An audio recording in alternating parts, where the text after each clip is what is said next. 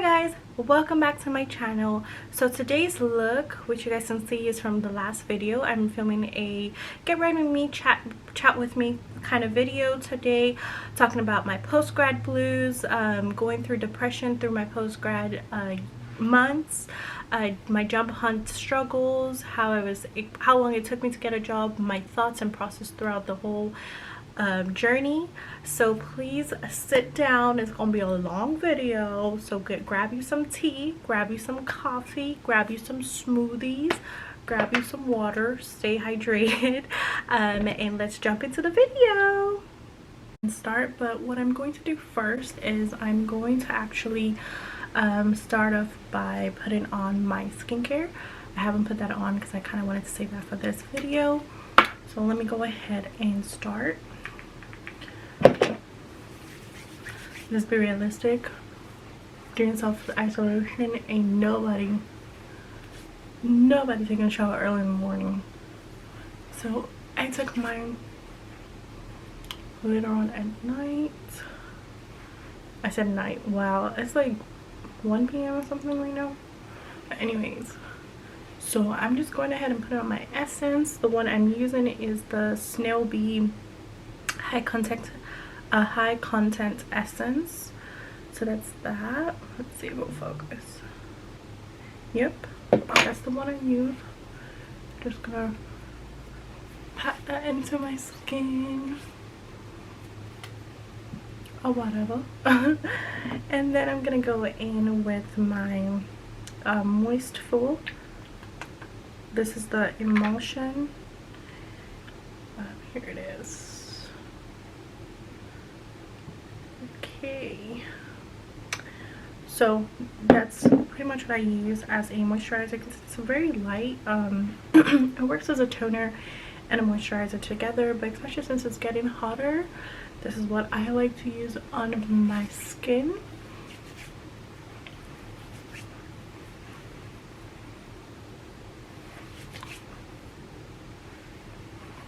It's amazing, guys. It's so hydrating.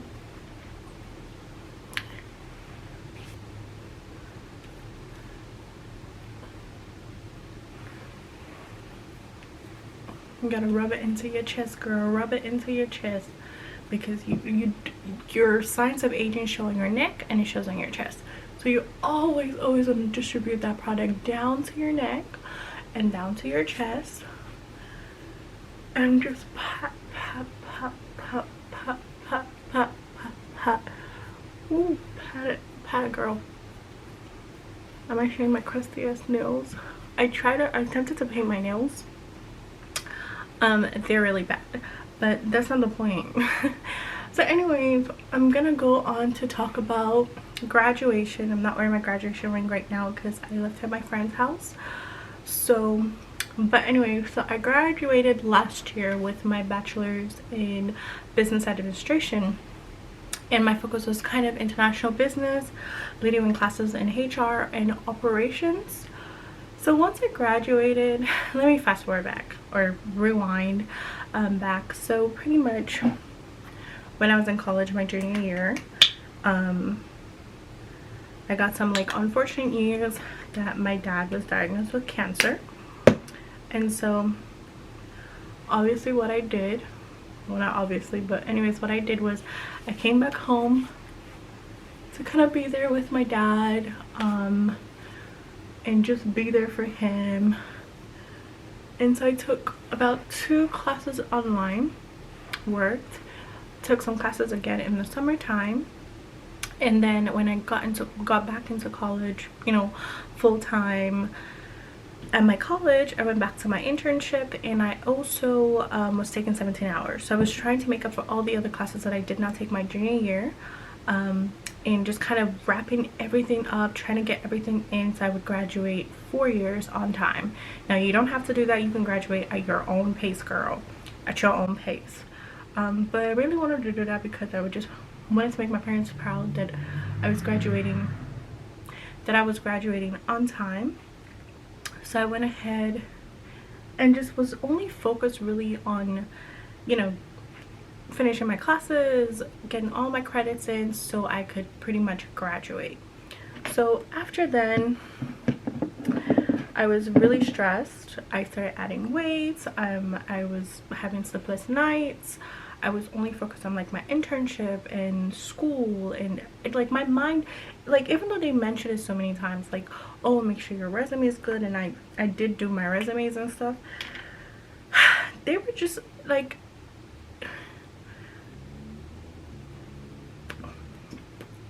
we need a little Vaseline on them lips, girl. Also, another tip is, if you are going to be using, if you're going to be using what's it called, the liquid lipsticks that are really dry, make sure to always start off your makeup by putting on some chapstick or some Vaseline. Works perfectly. That way your lips ain't looking crusty, okay? So pretty much going back to where we were in the story, so I was only focused on literally just graduating. I like, honestly guys, like when like I was in college, like I low-key, I didn't even want to walk the stage. I was so stressed. I took 21 hours of classes, like my second semester senior year. I don't know honestly how I did that, especially with extracurriculars and like extracurriculars, internship. Like I was going from class to internship, back to class. Like that was literally my life. Sometimes I would cry. Like it was just a stressful time personally for me. I'm gonna put something on my head because my hair is in my way.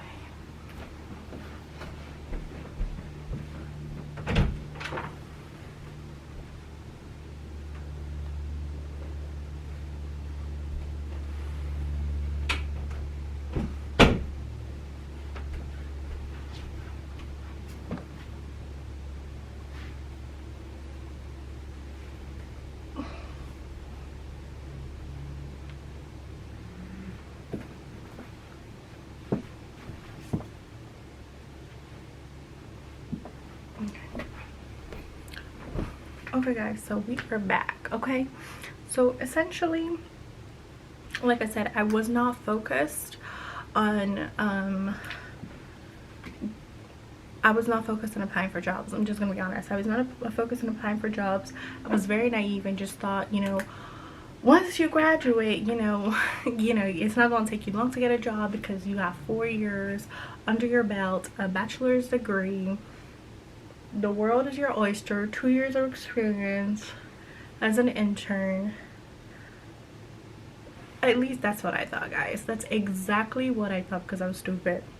So for people who are trying to graduate, get their degree and stuff, one thing I would definitely tell you, get as much internship as you can under your belt. And even at that, make sure you are literally going for job fairs, you are going for professional organizations that have leeway into like connections, that networking and so forth. That way, because it's all about who you know. It's literally all about who you know. And so I was literally, I came out of college, I started applying. Like I was panicking, like everybody getting a job. I don't have a job yet. Like I started panicking. I was like, oh my god, I'm so, like, I don't want to, you know, disappoint my parents. They've invested so much money, like especially my dad. Like I don't want to disappoint him, you know, through all of this. Like he's done so much for me. And so I started applying. I was applying to everywhere and anywhere. Don't do that. Do your research. Find out what you really want to do, because one thing I realized through my research and just applying, and all of the rejections I got, y'all. All of the rejections I got, especially in one field, which is HR. One thing I learned is that I really did not want to do HR. Like I was only doing it because my dad wanted me to do it. I had an internship. I had an amazing boss, and she made me love HR. But when I got out and I was applying for jobs and really think to myself, what is it that I really want? What are my new interests? And I realized that I wanted to go the second path, which was operations leading to, you know, business analytics and so forth. So I pretty much stopped applying for jobs in HR. I actually traveled to Nigeria around July, I want to say, like ending of June, July. I traveled to Nigeria and I saw my mom, hung out with my family, just had a great time visiting home. And then after that, when I came back, instead of me to focus on trying to do my applications, which I was doing, by the way guys, I was literally doing that, but I was also trying to get like a part-time job or something, just so that I would be able to do things and not be bored at home and just feel like the failure that I felt like I was. Like, it was such a dark hole, guys. It was such a dark hole, and just, it almost feels like there is no light at the end of the tunnel, but I want to tell you there is.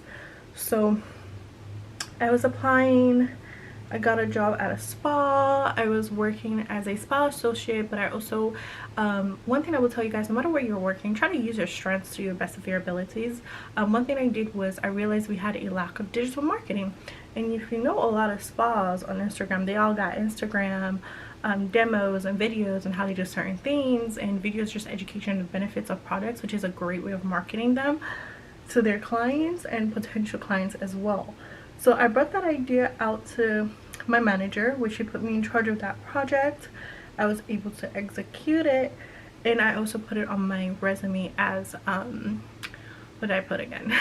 I put social media strategist, which is pretty much what I was doing, and still obviously I still put that at the bottom, my spa associates duties, but at the top, my social media strategist duties. You always want to play into your strengths and never your weaknesses. Even though spa associate is not a weakness, that is, you can play into sales, because technically you are a salesperson for the spa. You're trying to get memberships and you're trying to, you know, sell them the next best thing so they can get the best of their money. Anyway, so I was at the spa, did not necessarily care for it. I love my manager, but I did not like the atmosphere. There were some really cool people at my job, and there were some people who were not so cool. I'm not gonna mention no names. And so I went ahead and I did some research, got my 6 Sigma green belt, which is great for operations and business analytics and so forth. So I got that certificate, and then I decided to quit my job at the spa, which I did. During that time, I was applying for more jobs more than ever, because I was kind of more focused. I was doing more research, and I felt more equipped than when I first started in June, and was getting all, like, guys, I think I applied to over 50-60 companies, and I want to say if not all of them, but like if I applied to 60, maybe 55 rejected me. Yeah, it was that bad, love. Like, or you would get callbacks for interviews. You would go to those interviews, you pass the first round, you're in the second round, and they'd be like, oops, we don't want you. Or you would be on the first interview, you think you bagged it up, you know, the recruiter is really boosting your ass up, like boosting you up, and the next thing you get is an email during your follow-up that they have found someone else and they're already conducting the last phase of the interviews. And I remember when this happened to me, I was studying for this interview in this company, I want to say 3 days, like for 3 days non-stop, no sleep. I was studying, I was researching different topics they could ask on, how to answer those questions, so forth. Guys, let me tell you, I did not get a call back. I had to follow up to find out that they did not want me.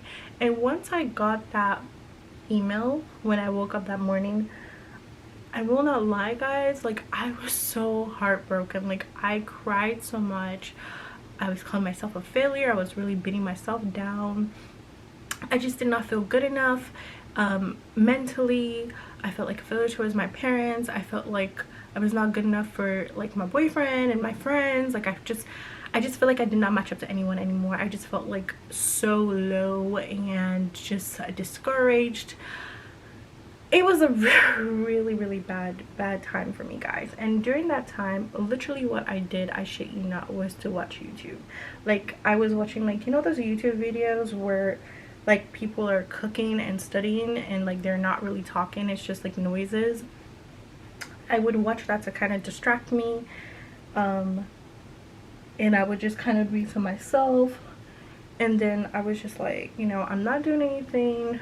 I started doing, what will you call it, I started doing babysitting. and I would only base like once in a week just to kind of keep afloat with things. And I did that for a minute, and I was just like, honestly, I love babysitting and I love kids, but I was like, I really need a job in my major. Like, it cannot reach a year and your girl don't got a job, you know what I mean? So I went back. I kind of held myself back. I redid my resume, revamped it for the 100th time.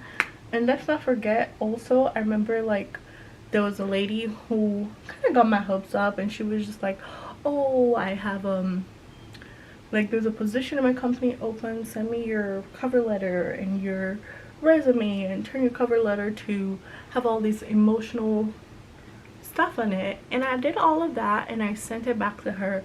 Guys, let me tell you, like, this, like, she's an amazing lady, don't get me wrong, and she's busy, obviously, but she not reached out to me. And I emailed her, you know, I said, you know, if you could give me the recruiter's number, anything, because I understand you're busy, that would help. And I guess it was just a busy month because she never responded, which is fine. At least she actually like took the other 2 times to call me and go over my resume and stuff like that. So I took the information I got from that meeting, like phone interviews that I had with her, or conversations, and I went ahead and did more revamping to my resume and cover letter. I called some of my friends who were doing internships and works and telling them, hey, can I see your resume and cover letter, just to see what keywords I should look out for and use, which I did. And that really helped change my game. Like, it took like my family and like my boyfriend and like 2 of my friends, 3 of my best friends, to really like, they listened to me, like what I was saying, and they literally were like, you know what, this happens to everyone, like, don't cry, don't be upset, or like just be like, just know that it will get better. And one of my friends kept saying, you know, I know in the horizon you're going to get a job, you're going to get a job soon, I can feel it, you know, don't let it bother you, like, just keep going. And so I was like, whatever, you know, trying to keep a happy face, trying to do whatever. I went on Glassdoor, I went on Indeed, I went on LinkedIn. Like, I had recruiters like read myself and not respond. Like, at least tell me that you don't need someone for that position. Nothing. So anyways, during this time, like I said, I was feeling so lost and just feeling like a big failure. And I think it took me like 8 months to get the job that I have now. So what I did was I looked up temp agencies. My sister-in-law was telling me that when she got out of college, you know, like, this stuff happens, and that she went through a temp agency. So a temp agency pretty much recruits you and hires you for a company that is their clients, and you pretty much just, you work under them, they pay you, but you're working for that company. Now, some companies, it could be a short-term contract, it could be a long-term contract, so you becoming a permanent employee for them. You're still working full-time. Your recruiting temp agency company will offer you benefits and so forth as a full-time employee. So I went to the first temp agency, guys. Like, I drove all the way there, and the recruiter told me, as we sat down, oh, the job I wanted you to have, oh, it closed, like, the position closed already. So what was the point in me coming in? You know what I mean? Like, what was the point in me driving all the way, wearing corporate clothes, suit and everything up with heels, just for you to tell me that? You know what I mean? Like, you could have sent me an email, you could have called me and say, hey, don't come in, like, this is the situation. No, you had me come in, take a test, to come sit down with you just so you could tell me that. And, you know, even in that situation, I tried to play it off, and I was just kind of like asking questions, like how the process is, like how quickly do they reach out to other clients to see if they have open positions, you know, all of that stuff. Like, how often do temporary contracts become permanent with the said company or client.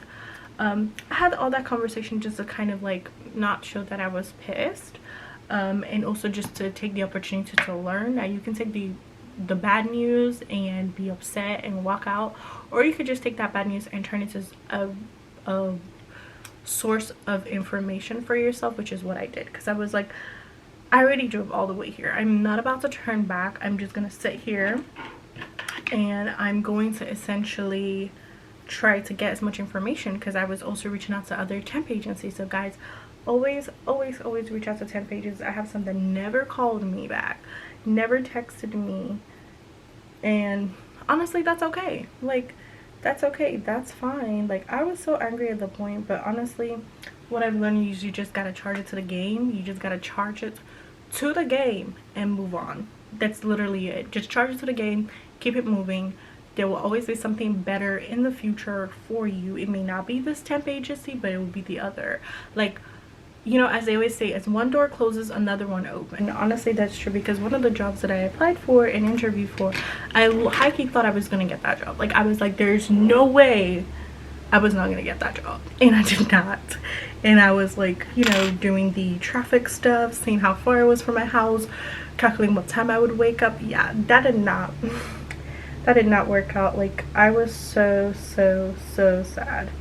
And so anyways, left that interview with the recruiter, went home. I still did follow-up emails as usual, and I kept applying. I did not stop. I was like, you know what, I already did that, whatever, took my L for that.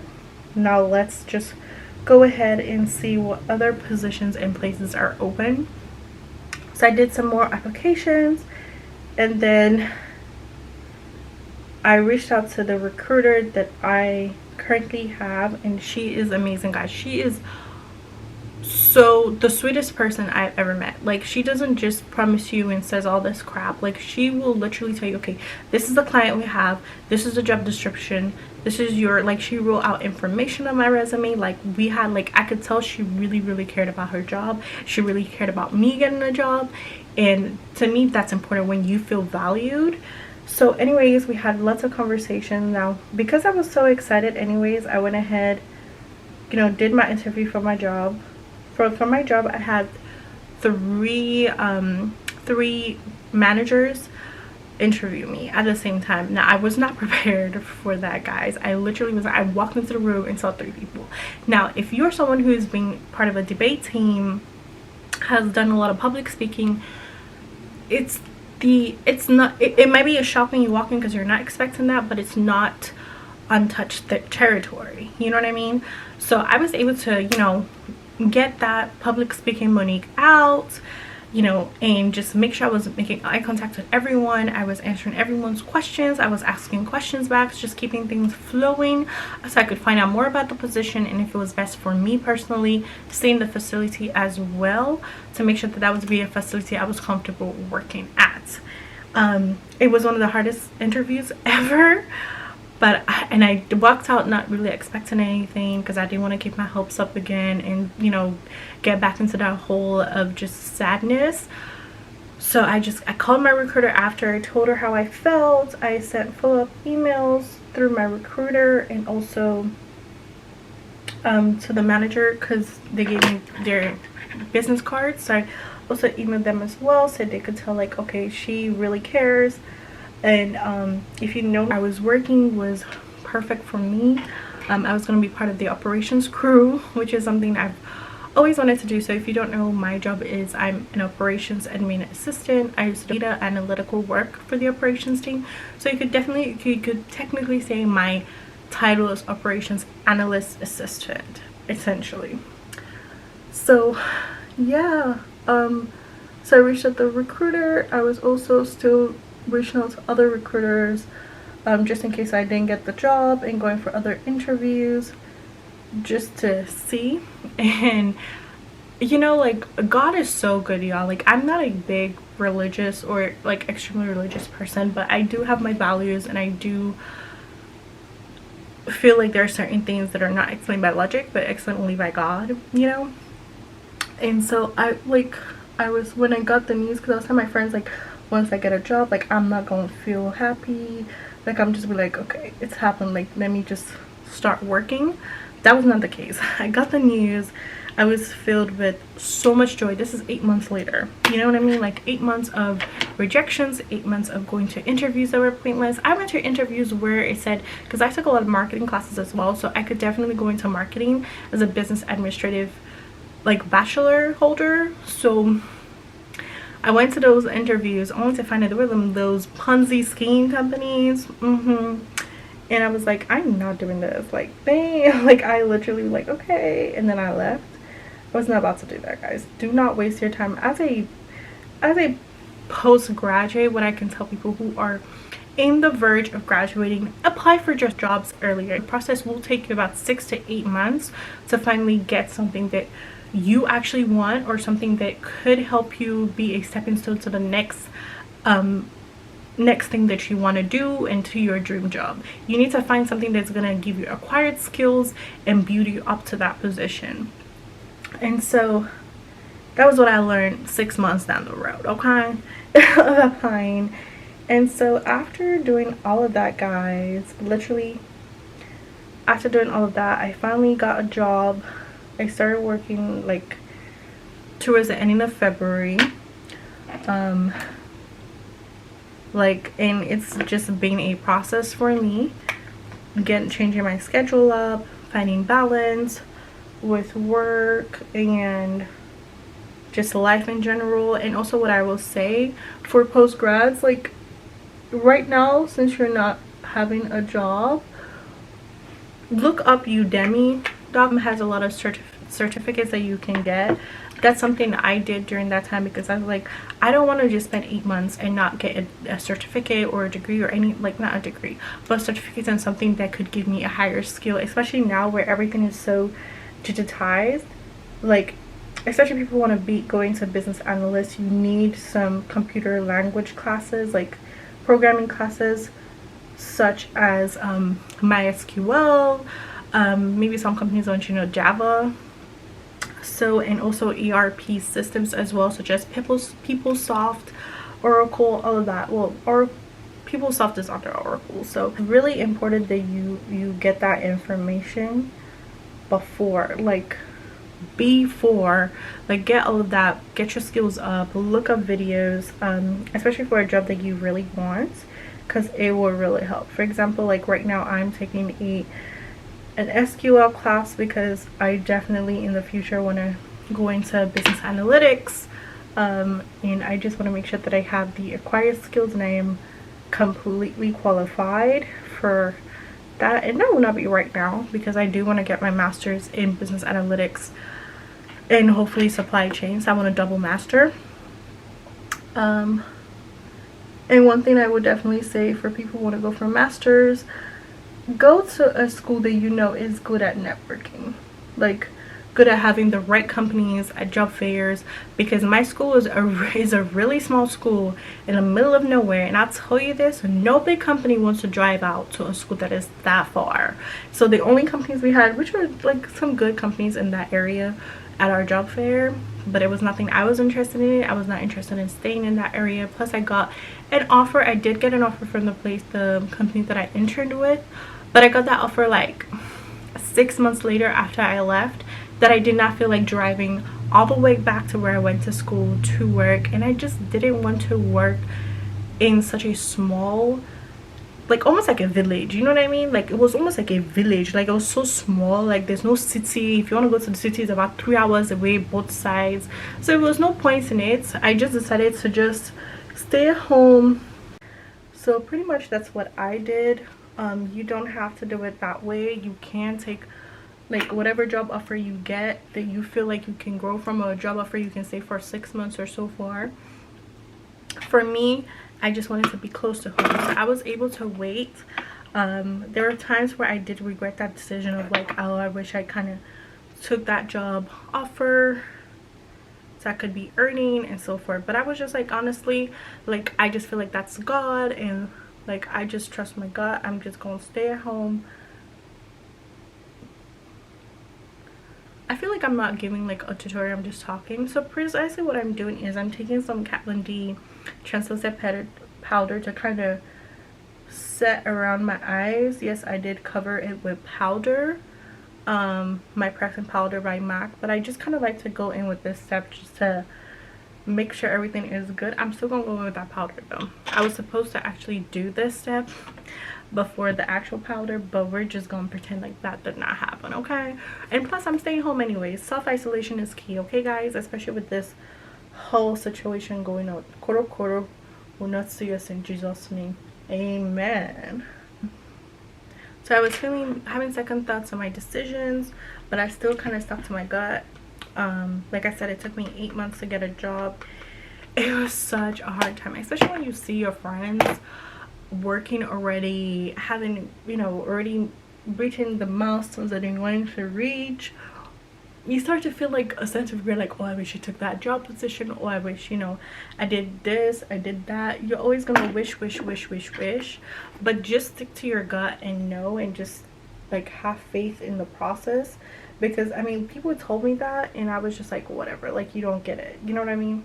It's like, you don't get it, whatever, like, you don't get how I feel, blah blah blah. Like guys, my eyebrows, the reason why it's probably looking crazy on camera right now is because I have not got my brows done, and obviously nowhere is open right now except for essential areas. The process was humbling, guys. Like, you feel so humble, you will get humbled real quick, y'all. Intense Stay Auto Liner in Dip as Brown and line my waterline. I always do this. I think this is just a Nigerian thing to do, I don't know, but I do it. I've been doing it since I was younger. With mascara, now you can go in with lashes. I have Kiss in number 11. Now I haven't done lashes in a long time, so I'm actually gonna try it out in this look just because I'm extra and we're doing nothing anyways, so we might as well trim these lashes to your eye shape. That way they will be able to fit your eyes properly. Mascara first.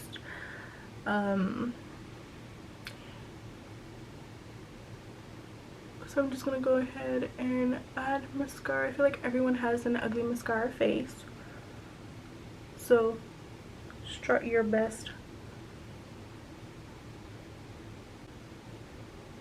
mascara face and keep it moving.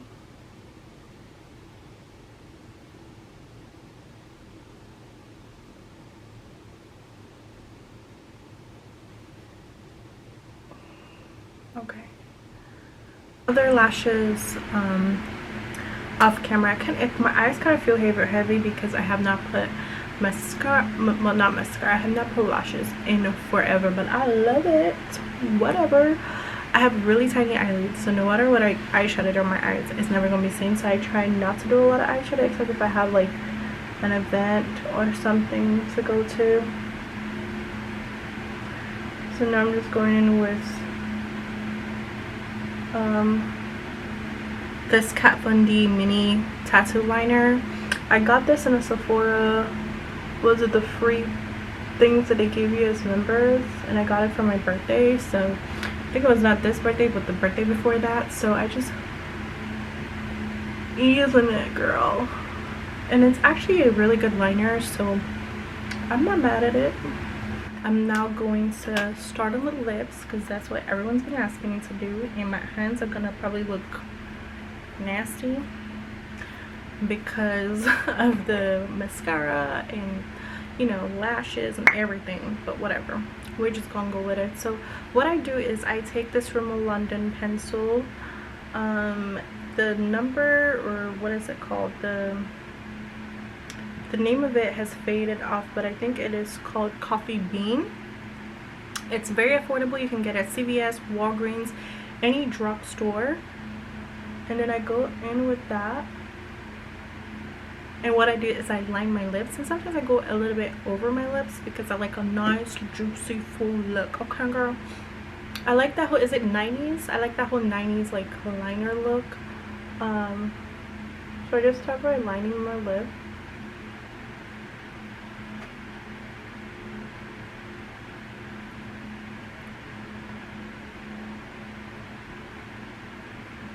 Now don't be like me and and sharpen your liners, because that will help you get a more precise line.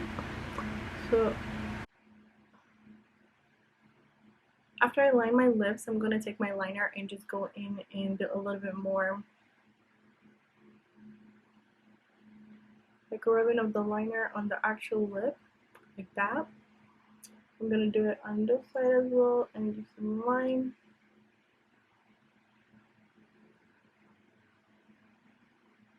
My lips again. Now if you want a fuller look on the top lip, just go over your cupid's bone to give you a more appearance of a fuller upper lip.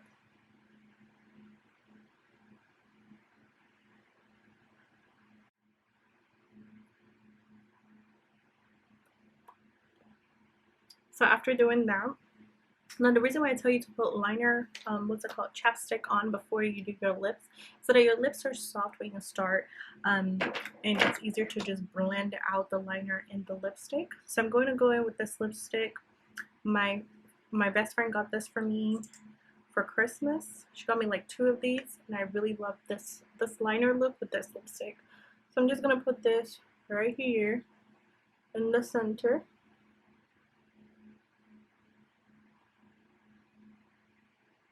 And then I start blending it into the liner. Take a little bit at the top.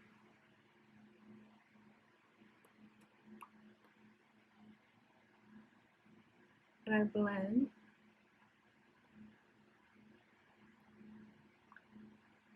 I still love for my liner to be kind of thin, so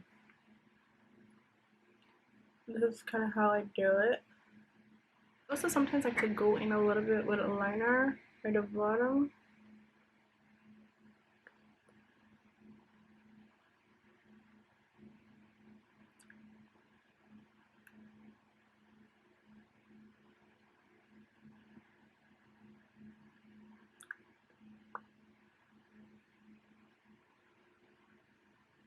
And here you guys go. This is my ombre lip that I was rocking. So guys, I'm gonna go in with blush right now, just so I can give my face some color. I love using blush, guys. I use blush for every look, like it don't matter. So I just use this Real Tech, this blush right here. I'm not gonna mix it with this one as well, just to give me a nice color, pop of color. And I like to go in with a lot of blush because blush is one of the first things that disappears from your face. So we just like to blush it all the way up, okay? Get all that blush in, girl. Maybe not as much as I just put in, but whatever. You can, if you put too much in, you can always go in with your powder brush and just kind of blend everything in. So you can put it on your nose as well to create that e-girl look. So I'm just gonna do that. Especially for videos, I feel like you do need a lot of more blush so that it comes out more on camera. So I'm just gonna go in with that just to kind of, damn, reduce that blush. I guess I put in a lot on this chick specifically. So I'm just gonna pat it in. Okay, guys. I'm not a makeup artist. I just like makeup, so you just gonna deal with it. And then I'm gonna go in with my Maybelline Make It Last spray and just get that face covered, girl.